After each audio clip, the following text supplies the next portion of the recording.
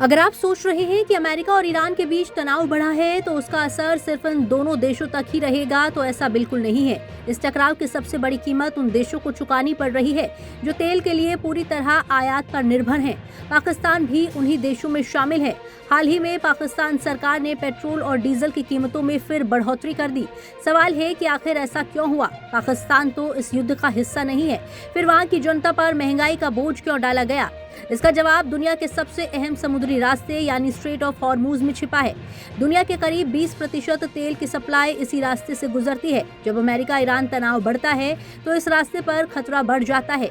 जहाजों का बीमा महंगा हो जाता है, शिपिंग लागत बढ़ जाती है और अंतर्राष्ट्रीय बाजार में कच्चे तेल की कीमत ऊपर चली जाती है।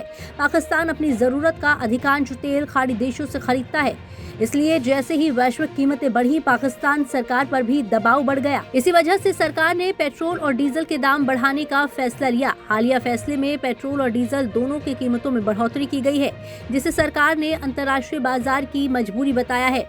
अब सवाल है कि इसका असर सिर्फ पेट्रोल पंप तक रहेगा या आम आदमी की जेब पर भी पड़ेगा? जवाब है, सीधा असर पड़ेगा। पाकिस्तान पहले से ही महंगाई, बेरोजगारी और आर्थिक संकट से जूझ रहा है। वहाँ की मुद्रा लगातार दबाव में है, विदेशी मुद्रा भंडार सीमित है और IMF की शर्तों के कारण सरकार के पास सब्सिडी देने की गुंजाइश भी कम है। ऐसे में जब पेट्रोल और डीजल महंगे होते हैं तो सबसे पहले ट्रांसपोर्ट महंगा होता है। ट्रांसपोर्ट महंगा होगा तो फल, सब्जियां, दूध, दवाइयां और रोजमर्रा का सामान भी महंगा होगा। यानी एक फैसला पूरी अर्थव्यवस्था पर असर डालता है। यही वजह है कि पाकिस्तान में हर बार ईंधन की कीमत बढ़ने के बाद महंगाई का नया दौर शुरू हो जाता है। सवाल ये भी है कि क्या सरकार के पास दूसरा विकल्प था? विशेषज्ञों का मानना है कि अगर सरकार कीमतें नहीं बढ़ाती तो तेल कंपनियों को भारी नुकसान होता और ईंधन की सप्लाई भी प्रभावित हो सकती थी। यानी सरकार के सामने दोनों तरफ मुश्किलें थी। अब एक बड़ा सवाल, क्या सिर्फ पाकिस्तान ही इस संकट का शिकार है? नहीं, अमेरिका ईरान तनाव का असर पूरी दुनिया के ऊर्जा बाजार पर पड़ रहा है। जब तेल की सप्लाई को खतरा होता है तो अंतर्राष्ट्रीय बाजार तुरंत प्रक्रिया देता है। कच्चे तेल की कीमत बढ़ती है, समुद्री माल ढुलाई महंगी होती है और कई देशों में पेट्रोल डीजल के दाम बढ़ने लगते हैं। फर्क सिर्फ इतना है कि जिन देशों की अर्थव्यवस्था मजबूत है वो कुछ समय तक इस झटके को संभाल लेते हैं, लेकिन पाकिस्तान जैसे देशों के लिए ये झटका बहुत बड़ा साबित हो सकता है, क्योंकि वहाँ पहले से ही आर्थिक संकट गहरा है। यही कारण है कि वहाँ हर अंतर्राष्ट्रीय संकट सीधे घरेलू महंगाई में बदल जाता है। यही वजह है कि पाकिस्तान की सरकार लगातार ऊर्जा बचाने, खर्च कम करने और आर्थिक दबाव घटाने की कोशिश करती रही है, लेकिन जब वैश्विक तेल बाजार में उथल पुथल होती है तो उसके पास विकल्प बेहद सीमित रह जाते हैं। अब सबसे अहम सवाल, क्या ये संकट जल्द खत्म होगा? इसका जवाब पूरी तरह अमेरिका ईरान के रिश्तों और पश्चिम एशिया की स्थिति पर निर्भर करेगा।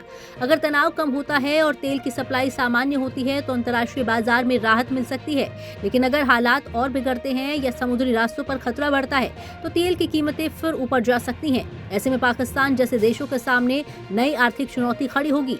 इसलिए ये सिर्फ पेट्रोल डीजल की कीमत बढ़ने की खबर नहीं है, बल्कि ये बताती है कि आज की दुनिया कितनी जुड़ी हुई है। हजारों किलोमीटर दूर होने वाला युद्ध भी आपके घर के बजट को प्रभावित कर सकता है। पाकिस्तान की कहानी हमें यही समझाती है कि ऊर्जा सुरक्षा सिर्फ तेल का सवाल नहीं, बल्कि देश की अर्थव्यवस्था, महंगाई, रोजगार और आम आदमी की जिंदगी से जुड़ा सबसे बड़ा मुद्दा बन चुकी है।